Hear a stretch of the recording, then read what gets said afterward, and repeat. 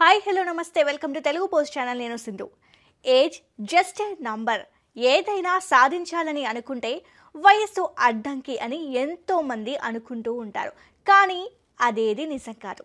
ఎందుకంటే వయసుతో సంబంధం లేకుండా ఎన్నో విజయాలను సాధిస్తూ ఉంటారు. అలాంటి వారిలో భారత టెన్నిస్ దిగ్గజం రోహన్ బోపన్న ఒకరు.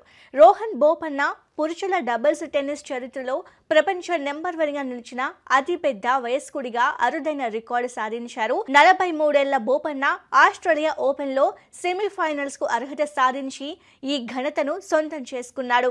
ఆస్ట్రేలియా ఓపెన్ లో మెన్స్ డబుల్స్ లో మాథ్యూ ఎబ్డెన్ తో కలిసి రోహన్ బోపన్న బరిలోకి దిగాడు. తన కెరీర్ లో అత్యుత్తమ ర్యాంకు 3వ స్థానంలో ఈ గ్రాండ్ స్లామ్ లో అడుగుపెట్టాడు.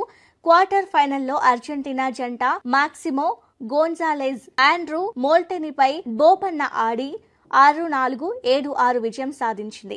ఆస్ట్రేలియా ఓపెన్ ముగిసిన అనంతరం తాజా ర్యాంకులను అధికారికంగా ప్రకటించారు. భారత క్రికెట్ దిగ్గజం సచిన్ టెండూల్కర్ సైతం రోహన్ బోపన్నపై ప్రశంసలు కురిపించారు. వయసు ఒక సంఖ్య మాత్రమే, కానీ నంబర్ 1 అనేది మరొక సంఖ్య కాదు.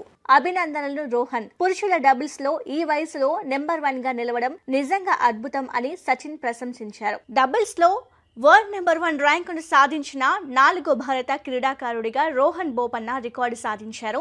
అంతకుముందు భారత్ తరపున లియాండర్ పేస్, మహేష్ భూపతి, సానియా మీర్జా ఈ ఘనత సాధించారు. గతంలో అత్యధిక వయసులో నెంబర్ 1 ర్యాంకును సొంతం చేసుకున్న రికార్డు అమెరికాకు చెందిన 38 వయసులో రాజీవ్ రామ్ పేరిట ఉంది.